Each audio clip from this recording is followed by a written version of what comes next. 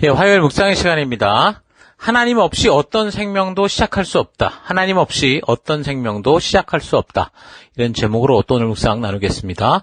자, 어제 우리는 성경을 통해 알게 되는 이 세상의 시작과 이 세상의 역사, 그리고 하나님이 이제 성경에서 말하는, 알게 해주는 그 역사, 그 기간들. 그러니까 하나님의 창조로 시작됐고, 하나님께서 각기 종류마다 생명체로 만드셨고, 그리고 그렇게 시작된 역사는 약 6,000년 전이다라는 거, 그런 것과, 그리고 이제 이 세상의 과학이 말하는 우주의 시작은 빅뱅으로 시작이 됐고 138억 년 전에 시작됐다. 그리고 지구는 46억 년 전에 나타났다.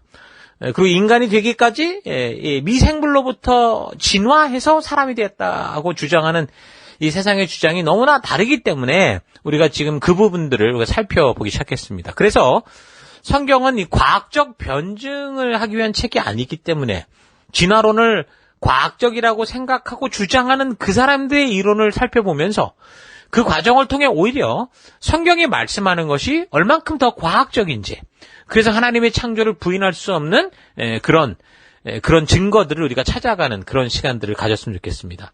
그래서 이 연대기적 성경 강좌에 이 처음 시작하는 이 단추를 우리가 잘 끼워서, 그래서 이제 앞으로 계속되어지는 하나님의 역사를 우리가 바르고 온전하게 보는 그런 눈을 가질 수 있기 바랍니다. 자, 그래서 우리가 어쨌든 성경을 가지고 이 창조를 과학적으로 증명할 수 없기 때문에 진화를 주장하는 사람들의 이 주장을 살펴보면서 우리가 과연 이들이 뭘 말하는가를 알고, 그래서 성경을 통해 더욱더 하나님이 우리에게 말씀하시는 그 의미들을 알아가는 그런 시간이 됐으면 좋겠습니다. 그래서 이제 진화라는 것에서 우리가 살펴나갈 건데, 일단 진화론은 크게 보자면 대진화와 소진화 이렇게 두 개로 나눌 수 있죠.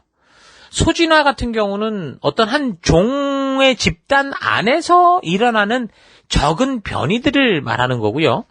대진화라는 것은 한 종 안에서 완전히 다른 새로운 종으로 변화가 돼서 점점 더 고등생물로 진화된다라는 그런 이론입니다. 그러니까 이런 두 개의 진화론 주장에서 같은 종 안에서 변이, 즉 소진화가 되는 거는 유전학, 과학으로 따질 때 유전학이나 분자생물학에 의해서 그건 사실 그런 변이는 있을 수 있다, 이렇게 판명이 되어졌고요. 이거는 창조론과 그래서 갈등을 일으키지 않습니다. 하나님의 말씀과 이거 상반되는 게 아니에요. 그런데 문제는 이 대진화인데, 미생물로부터 시작된 이 진화가 점점 고등생물로 진화가 되면서 최종적으로 인간이 되었다. 인간을 넘어 더욱더 진화된 새로운 생물로 끊임없이 진화된다. 이런 전제를 말하고 있는 대진화가 문제인 거죠. 그러니까 진화론자들이 주장하는 게 이거여서 문제라는 겁니다. 그러니까 이러한 가설은 창세기 1장에서 하나님이 처음에 천지를 창조하실 때 각 생물을 종류대로 그렇게 창조하신 것과 정반대되는 생각이잖아요. 그래서 이러한 생각이 학계는 물론이고 지금 종교계, 그러니까 유신진화론을 주장하는 그런 사람들에게까지 영향을 끼쳐서 창조론이 아닌 진화론이 우주 만물과 인간 생성에 대한 무슨 정설인 것처럼 받아들여지고 있는 실정입니다. 보통 이 과학에서 이게 정말 진짜가 되고 법칙이 되고 정설이 되려면 먼저 어떤 가설이 정해져야 되고, 그 가설이 정해지면 그것을 몇 번이고 실험을 통해서 변함없이 언제 어디서 누가 같은 이 실험을 해도 같은 결과를 만들어낸다는 사실을 증명을 해야 그게 이제 가설이 아니라 사실적 법칙이다라고 인정을 하게 됩니다. 그런데 지난주 살폈던 것처럼 이 진화론, 이 진화 가설은 그것이 발표된 게 1859년이라고 그랬잖아요. 그러니까 지금부터 한 160여 년이 전에 발표가 된 건데, 그 160년이라는 시간이 지났는데도 이게 실험을 통해서 확실하게 증명되지를 못했습니다. 이게 한 해 두 해도 아니고 10년, 20년도 아니라 160년 동안 증명이 되지 않았다. 여러분, 그러면 이제 이거는 그냥 엄청난 믿음이 필요한, 그러니까 하나의 믿고 싶은 종교가 되든가, 아니면 거짓 이론이다, 이건 잘못됐다라는 그런 식으로 인정을 하고 폐기가 돼야 되는데, 이게 아직도 그러지 못하고 이 계속해서 온 세대를 하나님의 창조의 진실 앞으로 나오지 못하도록 그 혼란을 주고 있는 거죠. 지금까지 진화론자들이 발표했던 그 많은 진화 이론들은 이게 시간이 갈수록 또 다른 가설을 추정하는 그런 진화론자들 스스로와 또 진화론을 연구하던 사람들 중에 양심적인 과학자들의 반박으로 오히려 진화론 자체가 계속 수정되면서 이 가설 자체가 계속 바뀌어요. 그러면서 흔들리고 있는 입장입니다. 그런데도 이게 자신들이 주장하는 바와 맞지 않는 과학적 사실을 바르게 전하고자 하는 그 사람들을 왕따시키죠. 그 자신들의 이 진화 왕국을 이미 만들었기 때문에 그러니까 자신들에게 이로운 것이면 주류로 받아들이고 그렇지 않을 때는 완전히 이 삼류로 몰아버린다라는 겁니다. 그게 오늘날 우리의 현실입니다. 이름은 전부 과학협회 뭐 이런 식으로 뭐 다 되어 있지만 그러나 그 안에는 정말 몰지각이 기본으로 되어 있죠. 그래서 진화 가설은 어떤 가설이 나오면 학계에 비판이 일어나거든요. 자기들이 봐도 아닌 건 아닌 거 있으니까. 그렇게 하면서 근데 학문이 발전하는 게 아니냐. 그런 식으로 주장을 하면서 새로운 이론으로 끊임없이 그 얼굴을 바꾸어 온 겁니다. 그래서 계속 진화라는 핵심 주제를 놓지 않고 그 기본이 틀렸는데 그 기본을 놓지 않고 자꾸 이제 다른 변명 같은 주장을 펴오는 거죠. 그러니까 최근에 진화론은 이제 그러니까 20세기 초, 그러니까 1900년 초, 그러니까 다윈의 진화론이 나온 후 한 40여 년 후부터 나오는 대표적인 진화 가설들이 뭐냐면 최근에 이제 나오는 그 진화론들이 뭐 신다윈주의, 또 정향 진화설, 또 집단 유전설, 현대 종합이론, 단속 평형설, 분자 진화설, 형질 발현 단계설 등등 이름도 부르기 힘든 대체 가설들이 계속 나오고 있는 중입니다. 그러니까 어떤 거예요? 진화론 자체가 그 가설을 증명하지 못하고 계속해서 변명을 하고 있는 거죠. 그러니까 인류의 시작을 알기 원하면 지금으로부터 거꾸로 그 역사를 거슬러 올라가면 되잖아요. 인류의 조상을 알고자 하면 그 한 사람 한 사람 거꾸로 올라가서 마지막 한 사람이 나오면 되는 거 아닙니까? 그래서 그 시작이 되는 한 사람이 누군가를 알면 되는데 근데 그렇게 해서 이게 찾아낼 수가 없잖아요. 그 어떤 자료도 없는 게 이게 문제인 거죠. 근데 하지만 전혀 없는 건 아닙니다. 그러니까 세상이 볼 때는 그게 아니지만 우리는 성경이라는 걸 가지고 있잖아요. 그래서 우리는 인류의 최초의 인간을 찾을 만한 근거가 여기 성경 외에는 아무것도 없다는 걸 알 수 있는 거예요. 오직 성경 창세기에만 그 태초의 첫 사람에 대해 말해주는데 그게 바로 하나님이 창조하신 아담이다라고 분명하게 말해주죠. 다른 어떤 곳에서도 이렇게 인류의 이 실제 역사와 연결된 이런 인류의 최초의 그 시작을 말해주는 곳은 없습니다. 왜요? 아무도 보지 못했고 볼 수도 없기 때문에. 그럼 누가 아느냐? 이 땅을 창조하신 하나님만이 아시기에 그분께서 우리에게 계시로서 이렇게 말씀을 주신 거죠. 그러니까 하나님을 믿고 싶지 않은 사람들에게는 이런 사실이 불편하고 인정하고 싶지 않고 부정하고 싶은 것이 인지상정일 겁니다. 그러나 성경이 말씀하는 것이 사실이라는 것이 느껴지니까 자꾸 강한 부정을 하려고 하는 거죠. 만약에 창세기의 창조론이 그냥 하나의 신화에 불과하다면 뭐 이렇게까지 오랜 역사 시간 내내 이걸 가지고 옳다 그르다를 반복하고 꼭 틀렸다는 것을 증명하려고 그렇게 애쓸 필요 있겠습니까? 그럴 필요 없죠. 그리스 로마 신화의 그 제우스가 진짜냐 가짜냐를 가지고 연구하고 반박하고 뭐 이것이 옳으니 그르니 이런 거 봤습니까? 아니에요. 그건 가짜니까 더 이상 건드리지도 않아요. 근데 왜 자꾸 창조에 대해서는 끊임없이 건드릴 수밖에 없느냐? 그들이 알든 모르든 분명한 건 이게 사실이라는 이 분명한 양심의 그런 울림들이 있기 때문이겠죠. 아무튼 분명한 것은 로마의 신화 그 뭐 제우스가 진짜냐 가짜냐 이런 거를 가지고 따가지고 덤벼드는 건 보지 못했습니다. 왜 그렇습니까? 그것은 정말 그냥 사람들이 만든 신화일 뿐이기 때문이죠. 그러나 성경은 역사적으로 이렇게도 계속해서 공격받고 그 사실성에 대해 왈가왈부 말이 많습니다. 바로 이런 것이 성경의 사실성을 증거하고 증명하는 것이 되죠. 그런데 진화론자들은 그것을 인정하고 싶지 않기 때문에 하나님이라는 말을 절대 입에 담지 않으려고 합니다. 그래서 창조에 대해 하나님 이야기를 하지 않고 그리고 이 문제를 풀어가려고 하니까 엄청나게 다양하고 증명도 되지 않는 복잡한 이론들을 자꾸 만들어낼 수밖에 없는 거예요. 그래서 연구할수록 하나님의 창조가 옳다는 것을 분명하게 증명해주는 이 과학을 가지고 오히려 계속해서 하나님이 하신 것이 아니라는 식으로 하나님의 창조를 부정하는 일에 사용을 하려고 하고 있는 거죠. 마치 과학과 하나님이 부딪히는 것처럼.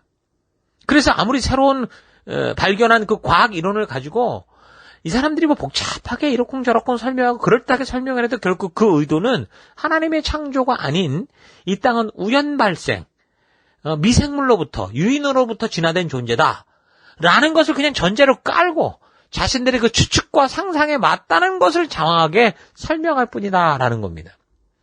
초기 진화론 이후 새로운 이론을 가지고 진화 가설을 주장하는 것들에 대해서는 여러분들이 좀 더 우리 믿음의 젊은이들이 더 연구하고 고민해서 이런 새로운 진화 가설들이 아니라 성경이 말씀하고 있는 하나님의 창조로 시작되어 지금까지 이어져 오고 있는 이 인류 역사의 이 사실에 대해서 좀 더 과학적이고 타당한 그런 나눔들을 여러분들이 가질 수 있기를 바랍니다. 저는 계속해서 이 강단을 통해서 그동안 주장되어 진화론이 어떻게 시작했고 어떤 주장들이 있었는지 이런 부분을 좀 나누어 가도록 하겠습니다. 자, 그래서 그런 사람들의 주장을 살펴보면 이제 첫 번째, 생명의 발생에 관한 가장 오래된 설은 자연 발생 가설입니다. 이 가설은 생명은 자연계에 존재하는 무생물로부터 저절로 생겨난다라는 주장으로서 생명체가 부모 없이 스스로 생길 수 있다라는 가설이에요.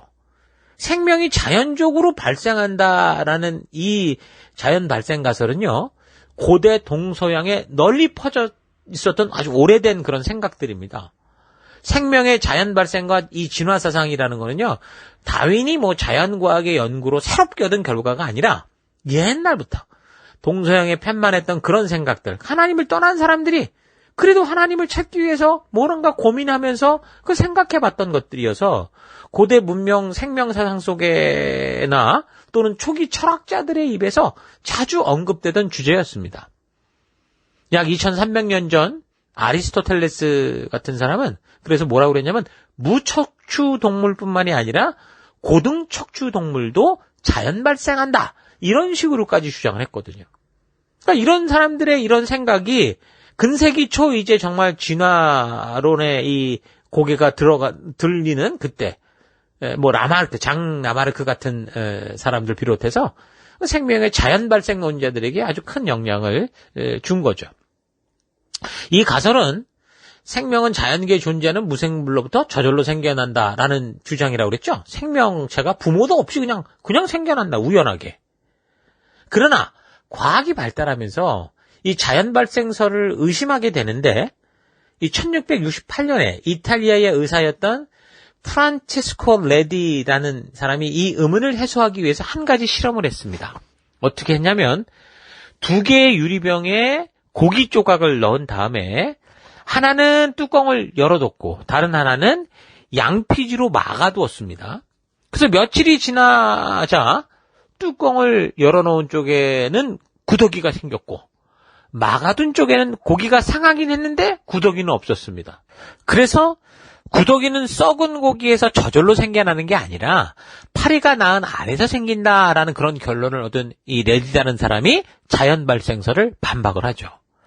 그리고 1745년에 영국의 존 니덤이라는 예수회, 그러니까 천주교 신부죠.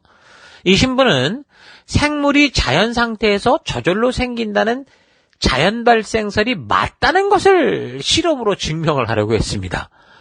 이거 뭐 세상 사람도 아니라 교회 신부가, 천주교 신부가 그랬어요.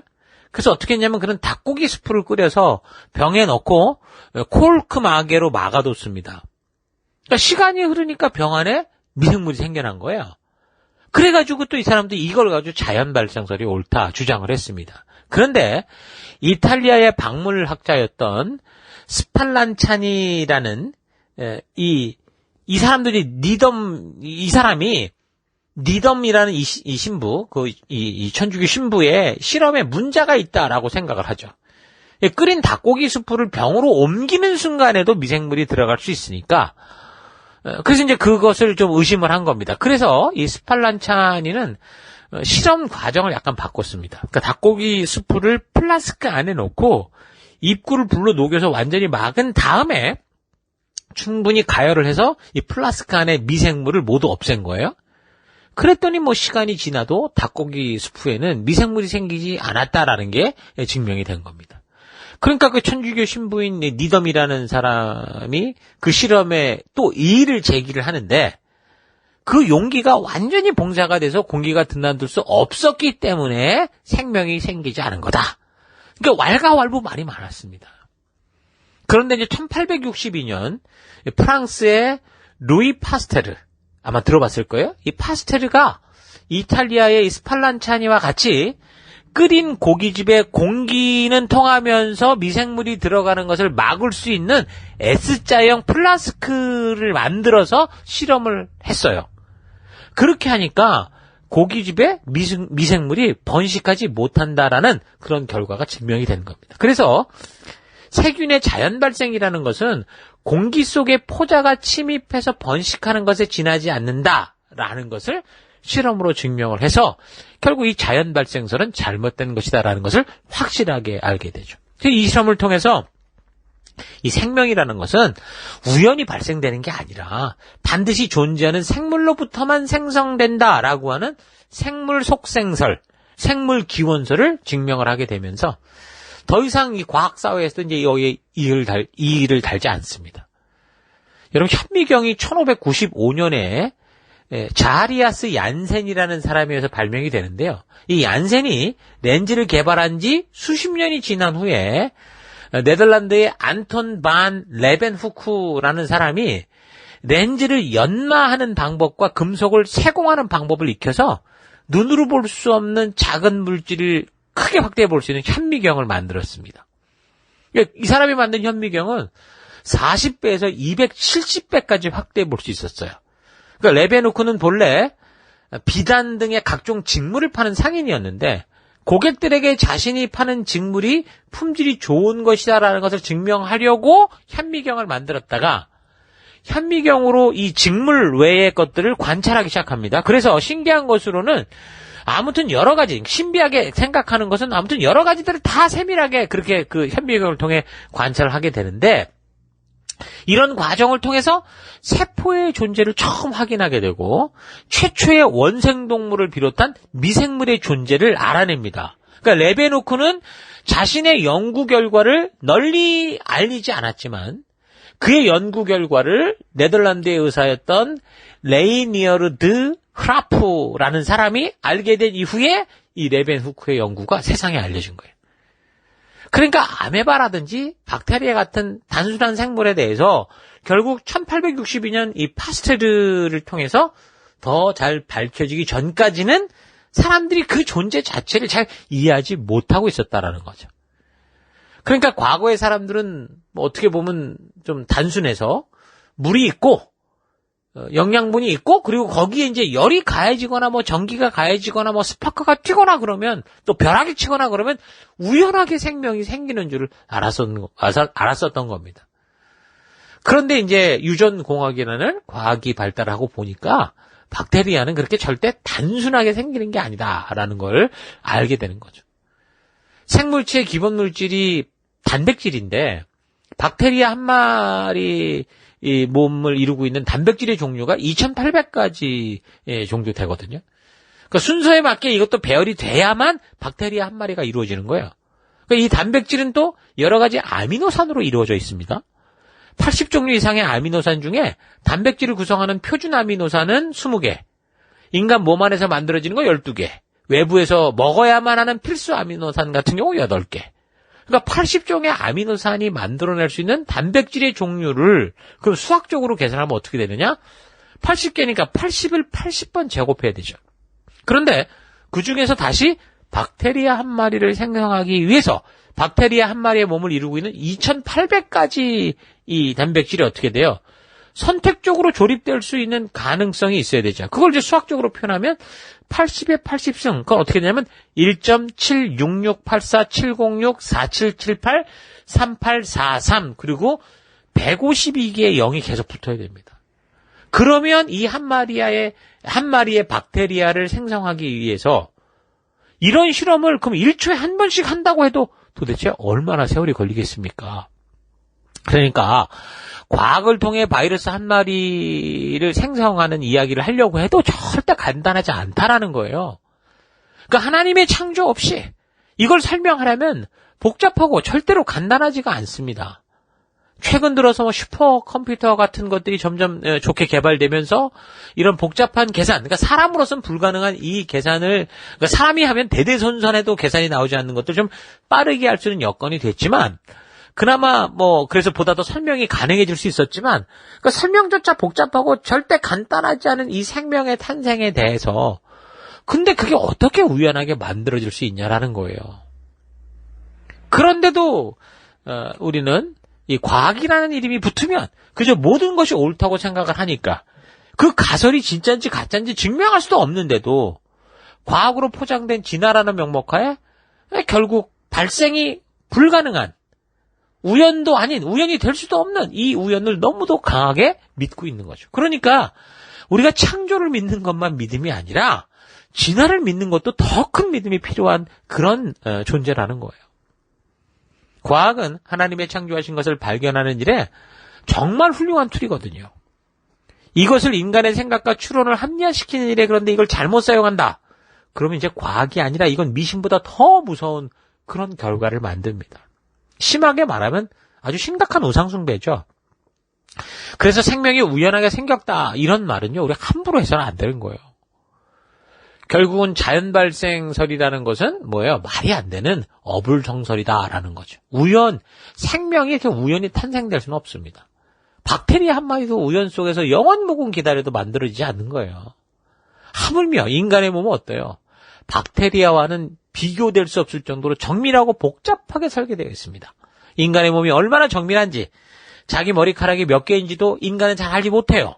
사람 몸의 세포수도 못 세고 있습니다. 다 성장한 성인의 세포수가 60조개라고 하는데, 그러면 30년 정도 자란다고 후하게, 그러니까 사람이 성장이 한 30년 정도까지 계속 자란다고 후하게 쳐도, 그럼 1초에 도대체 몇 개의 세포가 만들어지는 겁니까? 여러분, 지구상에 있는 모든 과학들이 다 모여도 이 프랑켄슈타인이 만든 인조인간, 그 크리처, 괴물 있죠. 괴물이 아니라 세포 하나도 만들어지지 못합니다. 그 세포 하나는 또 얼마나 정밀합니까? 한 세포의 크기가 10에서 100 마이크로미터라고 그러죠. 그러니까 10,000 마이크로미터가 1cm 정도에 해당되는 거니까 이게 잘 상상이 안 가죠? 그러니까 비유를 하자면 우리가 사용하는 그 컴퓨터 자판에서 10포인트 글자 크기를 하고 거기에 이제 마침표를 찍었을 때 그거를 1000분의 1 정도 크기로 쪼갠 게 10에서 100 마이크로미터라고 할 수 있습니다. 근데 그런 눈으로 확인할 수도 없는 그 작은 세포 안에 뭐가 있어요? 완벽한 생명이 살아있어요. 세포막이 있고 세포질이 있고 리보솜, 리소좀, 소포체, 미토콘드리아, 핵이 있고 또 그 핵 안에는 뭐가 있어요? 염색사. 그러니까 마이크로필름이 있는 거죠. 염색사란 세포의 핵 안에 가느다란 실 모양으로 DNA와 같은 유전 물질들이 들어있는 그런 형태를 말하는데 이거를 일렬로 뽑아내면요 1m 74cm가 나온답니다. 그 작은 점보다 더 작은 곳에 완벽한 인간의 설계도가 입력되어 있다는 거죠. 이것이 우연히 자연적으로 발생했다라는 건 말이 안 된다는 거예요. 이런 것들이 저절로 생겨난 확률은 구할 수가 없죠. 구해지지가 않는 거예요. 그래서 이제 진화론자들도 사실은 수긍할 수밖에 없잖아요. 그러니까 궁색해지니까 생명체가 그렇게 우연히 발생된 것은 한 번만 발생했다. 이렇게 주장을 합니다. 그러니까 이 사람들이 말하는 걸 결국 따지고 보면 창조라는 사건과 연결시키면 다 그 말이 그 말인 거예요. 그런데 끝까지 그거를 우기고 다른 말로 자꾸 부정을 하고 있는 거죠. 그러니까 그릇된 가설을 놓고, 그러니까 하나님을 믿지 않겠다는 그 결심을 놓고 거기에 추상적, 망상적 가설에 또 다른 가설을 계속 보태고 있는 겁니다. 지난주 나눈 것처럼 진화론은 과학도 아닌 빗나간 가설인데도 증명되지 않은 가설인데도 160년 동안 계속 사람들이 그것을 인정하지 않고 주장하는 그런 이유는 뭡니까? 아마도 그 뒤에는 사악한 사탄의 음모가 있지 않을까라는 거예요. 그래서 과학을 빙자한 미신인 것을 이건 부인할 수가 없는 거예요. 우연이라는 신을 믿고 있는 거죠. 진화론은 철학도 아니고 과학도 아니고 터무니없는 신념을 넘어선 미신입니다.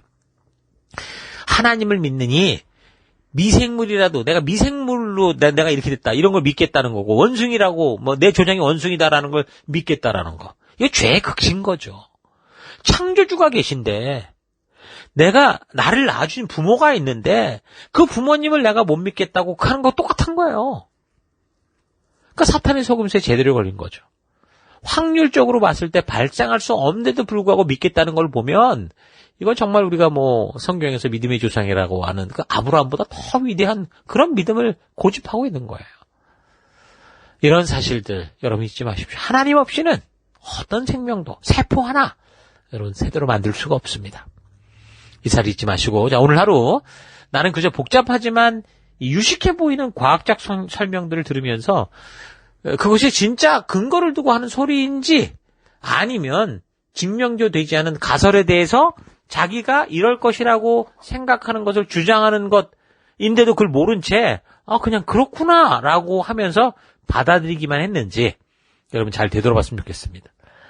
그런 유식한 설명들을 다 이해할 수 없기 때문에 어쩌고 저쩌고 이야기하면 그냥 이해가 안 돼도 설명하는 사람이 박사니 교수니 하는 전문적인 사람이라는 생각 때문에 그냥 아무 분별 없이 받아들일 것이 아니라 여러분 성도로서 우리는 적어도 이들의 주장의 시작이 성경에 근거를 둔 건지 아니면 성경과 다른 근거를 가지고 이야기하는 것인지 정도는 분별하고 분명하게 확인할 수 있어야 됩니다.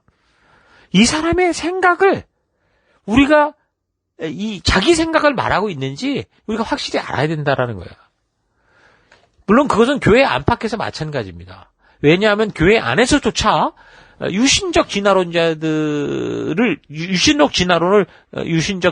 주장하는 사람들이 있기 때문에.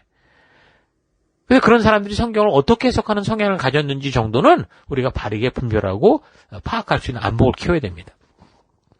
미생물 같은 존재가 점차 종을 달리하는 진화를 거듭해서 결국 이런 사람이 되었다고 하는 이 대진화는 아무리 이 과학적 전문성을 가지고 잘 설명하고 이야기를 해도 분명히 하나님께서 모든 생물을 그 종류대로 만드셨다고 하는 것에 완전히 위배되는 가설이고 거짓이고 그래서 이 가설은 160년 동안 증명되지 않았기에 폐기해야 된다라는 거 여러분 잊지 마십시오.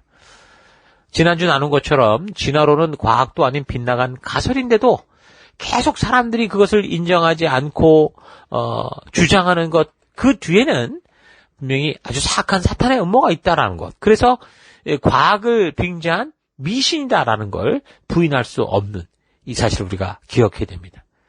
우연이라는 신을 믿고 있는 거죠. 여러분 진화는 철학도 아니고 과학도 아니고 터무니없는 신념을 넘어선 미신입니다. 하나님을 믿느니 미생물이라도 믿고 내가 원숭이라도 믿겠다라는 죄의 극치라는 거죠.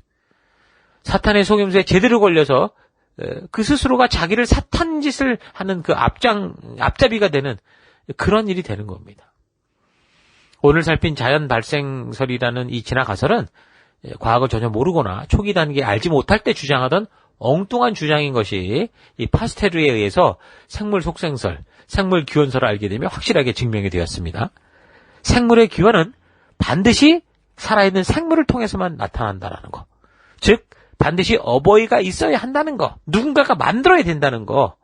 이 세상의 그 생물의 시작은 오직 성경에만 너무도 정확하게 기록되어 있고 그 성경에 우리의 첫 조상, 최초의 아버지, 최초의 어머니가 누구인지를 분명하게 전해줄 뿐 아니라 이 지구의 대변화가 일어났던 홍수 심판 후에는 누구로부터 이런 인류가 번성했는지를 명확하게 말씀해주고 있다라는 것을 잊지 마시고 이런 과학으로 조사해봐도 너무도 사실적이고 정확한 역사를 전해주고 있는 이 성경을 여러분 더더욱 깊고 바르게 알아가는 올해가 됐으면 좋겠습니다. 자, 오늘 하루도 힘내십시오. 잠시 기도하겠습니다. 하나님께서는 이 모든 우주 만물 속에 하나님을 보아할 수 있는 진리를 심어놓으시고 인간들이 그것을 보아 알도록 하셨는데 죄악으로 완악해짐으로 그렇게 명확하게 보여 알게 하시는 하나님의 살아계심을 부인하고 의심하고 때로 조롱하며 살아왔던 것을 회개합니다. 인간들의 지식이 원시적일 때는 샤머니즘적인 공상들로 인해 속아 살아왔지만 이제 하나님께서 알게 하시는 지식과 지혜의 핵심인 과학을 통해 분별할 수 있는 기회를 주셨는데 이 과학을 가지고 여전히 하나님을 부정하는 일에 사용하지 않고 하나님의 너무 놀라운 경이로움을 더 깊이 아는 귀한 도구로 사용하는 우리가 되기를 원합니다. 무엇보다 교회 안에서 믿음의 길로 가지 않고 이해의 길로 가서 진화론과 타협하며 하나님의 진리를 왜곡하는 그런 일들, 유신 진화론자들을 잘 분별해서 우리가 오직 믿음으로 말씀으로 우리 인도하시는 그 믿음의 길로만 걷는 우리가 되기를 원합니다. 하나님, 이 세상에 그 어떤 것도 창조주가 없이는 시작될 수 없다라는 거 잊지 않고 오늘 내가 살아간 모든 곳에서 하나님 바로 그렇게 내가 하나님의 놀라운 창조의 백성이라는 사실을 잊지 않고 주의 거룩한 백성답게 살아가는 우리가 될 수 있도록 인도하여 주옵소서. 그 길로 함께 하신 하나님 감사드리고 예수님 이름으로 기도했습니다. 아멘.